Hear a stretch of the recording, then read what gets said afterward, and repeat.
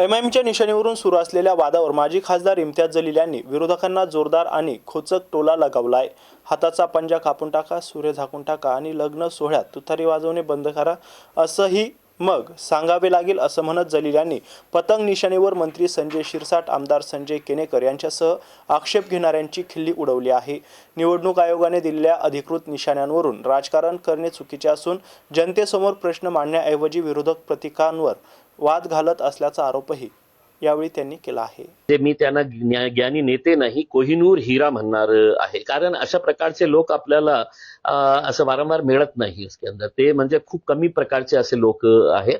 त्यांना मी सर्वप्रथम हे जे उत्सव आहे त्याचा मी हार्दिक शुभेच्छा देतो। मकर संक्रांती आणि आमचा पक्षच पतंग आहे। आता आपल्या परंपरेनुसार मकर संक्रांतीमध्ये सर्व जे आमचे हिंदू बांधव आहे ते परंपरेनुसार ते पतंग उडवतात।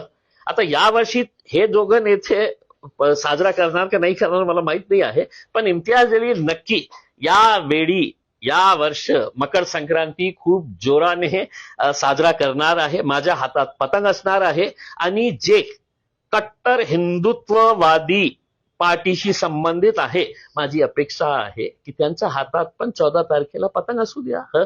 आपण बघू कोण कोणाला कापतं। जेव्हा अशा प्रकारचं तुम्ही वक्तव्य देता ना, एक गोष्ट लक्षात येते, कहीं ना कहीं डर सता रहा है, कहीं ना कहीं खौफ सता रहा है की इतके सारे मंत्री आमचे, इतके सारे नेते आमचे।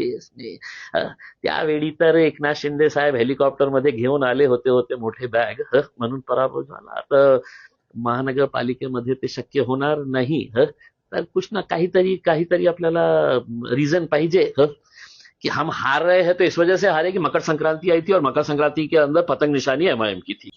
ते सगळं म्हणजे फ्रीज करायला पाहिजे। फ्रीज म्हणजे कुठल्याही प्रकारचा ते साईन आपल्याला दिसायला नको। जसं माझ्या हातात घडी आहे, एका पक्षाचा चिन्ह आहे घडी, मग कोणीही एका महिन्यासाठी इलेक्शन कमिशनने बंधन घालावं की कोणीही घड्याळकडे बघायचंच नाही, कोणीही आपल्या हातात घडी बांधू नये। आणि हे दोघं नेत्यांनी तर कधी बांधूच नाही। अगर तुम्ही तुमच्या पक्षाची प्रामाणिक असेल तर घड्याळ तुमच्या हातात एका महिन्यासाठी दिसू नये, नाहीतर तुम्ही गद्दारी करणारे नेते सांगण्यात येईल। आणि किचडमध्ये कमळ खेळतं, कमळ कुठे खेळतं? कीचडमध्ये खेळतं। तर एक महिने कमलने खेळलाही नाही चाहिए। आता लग्न सराईचा मुहूर्त आलेला आहे, आपण तुतारी वाजवतो, परंपरा आहे, पारंपरिक हे वाद्य आहे ते एका महिन्यासाठी कुठल्याही प्रकारचा हे नको वापरायला पाहिजे। अच्छा, तुमच्या हातात आणि माझ्या हातात पण हे पंजा आहे आणि हे पंजा जे आहे ना, एका पक्षाचं चिन्ह आहे, हे कापायला पाहिजे। म्हणजे दुसऱ्याचा कोणाचं कापलं तर चालेल, पण संजय शिरसाट आणि केनेकर साहेबांचं दोघांचं असं नाही का हे कापायला पाहिजे। त्याच्यानंतर आम्ही हेल्प करू त्यांना ते जॉईन करण्यासाठी, त्यांच्या ऑपरेशनसाठी जे काही पैसे लागतील आम्ही देऊ त्यांना, पण एका महिन्यासाठी नाही। तर काय आहे की ऍक्सिडेंटली हे दोघं मंत्र्यांनी असं सांगितलं आणि हे चिन्ह दिसलं तर गद्दार म्हणणार तुम्हाला की तुम्ही एका पक्षाशी आहे आणि बघा दुसऱ्या पक्षाचा हे करतात। म्हणजे अशा प्रकारचे जे लोक आहे ना, या देशामध्ये खूप कमी आहे। आता मला सांगण्यात आलेलं आहे ते इलेक्शन कमिशन मध्ये जाणार आहे, मी थेट पंतप्रधानाकडे जाणार आहे की साहेब या दोघांना आपण भारतरत्न द्या साहेब। म्हणजे अशा प्रकारचे लोक कुठे मिळणार? दुर्मिळ आहे साहेब, म्हणजे खूप कमी 0.1% पण असे लोक नाही आहे देशामध्ये जे ज्ञानी लोक माझ्या जिल्ह्याला लाभलेले आहे। आपल्या सगळ्यांचा अभिमान आहे एका अर्थाने बघायचं असेल तर। आता ते इलेक्शन कमिशन मध्ये गेल्यानंतर ते इलेक्शन कमिशनरच्या मनात येईल ना की बाबा हे असा मंत्री याला कोणी केलं, तर त्याला सत्कार करायला पाहिजे आणि जे करणारा आहे त्याचाही सत्कार करायला पाहिजे।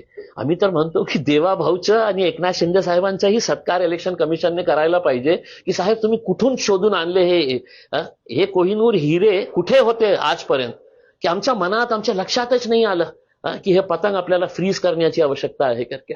शाही घराने से ताल्लुक रखते हैं साहब हम लोग, और शाही घराने का अपना एक शौक हुआ करता था कि हमारे पास जब खव्वालियों के प्रोग्राम होते थे वहां पर हम नोटों की बारिश करते थे, और वहां पर ये जो लोग इसका विरोध करते हैं ना, वो नोटा बटोरने के लिए आते थे। तो अब अगर इसका कोई विरोध कर रहे हैं तो उन्हें गुस्सा इस बात का होगा कि हमको बुलाए क्यों नहीं, क्योंकि वो जो नोट इम्तियाज जलील के ऊपर से फैलाए जा रहे थे वो पहले नोटा चुनने के लिए आते थे।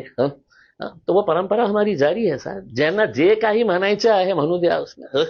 आहे हमारा शाही शौक रखते हैं हम उसमें. कोणाच्या पोटात दुखत असेल तर नेक्स्ट टाइम मी तुम्हाला शब्द देतो की तुम्हालाही मी आमंत्रित करू ते नोटा उचलण्यासाठी. काही नाही आहे साहेब. आता काय आहे की माझी तर परिस्थिती अशी आहे, महाराष्ट्रामध्ये कोणत्याही महानगरपालिकेची परिस्थिती अशी झालेली आहे की एक अनार और 100 बीमार. आता आमच्या लोकांना आम्ही ऍडजस्ट करू शकत नाही. इतकं आमच्यावर प्रेशर आहे. अशा परिस्थितीमध्ये आम्ही कोणाला बाहेरून आणून आणि आम्हाला इतकं सीट्स द्या तितकं सीट द्या, आम्ही आमच्या लोकांना सेट करू, ऍडजस्ट करू. त्याच्यानंतर काही सीट शिल्लक राहिले तर काही प्रस्ताव आला तर विचार करू त्याच्या बाबतीत. आतापर्यंत तर काही नाही आहे प्राथमिक स्वरूपात. काही नाही, कुणाच्या सोबतही कसल्याही प्रकारचं हे नाही आहे. आता आम्ही तर एकटं लढायला तयार आहे ना. तुमचं इतकं मोठे मोठे पक्ष आहे ना, मंत्री आहे तुमचे, इतके मोठे मोठे जुने पक्ष आहे, कशाला घाबरतात? सगळं गपचूप मीटिंग्स घेत आहे की नाही. आपल्याला MIM ला मागे ठेवायचं असेल तर आपल्याला हे एकत्र येण्याची खूप आवश्यकता आहे.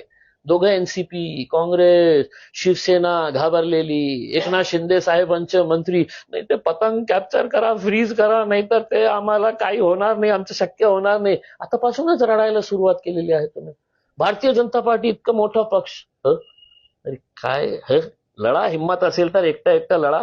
तुमची ताकद तुम्हाला कळेल. या शहरामध्ये ज्या लोकांना आपण 15 वर्षापासून पाणीपासून वंचित ठेवलेले आहे ना, तुम्हाला काय दाखवणार आहे ते बघा तुम्ही.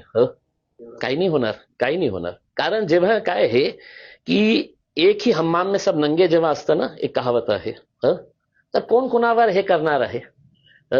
तर आज सरकारमध्ये जे बसलेले आहे ना, जितके लोक बसलेले आहे, जितके मंत्री आहे, खऱ्या अर्थाने अर्धापेक्षा जास्त आज पुण्याच्या येरवाडा जेलमध्ये, मुंबईच्या बायकल्ला जेलमध्ये, नागपूरच्या जेलमध्ये किंवा औरंगाबादच्या हर्सुल जेलमध्ये असायला पाहिजे होते.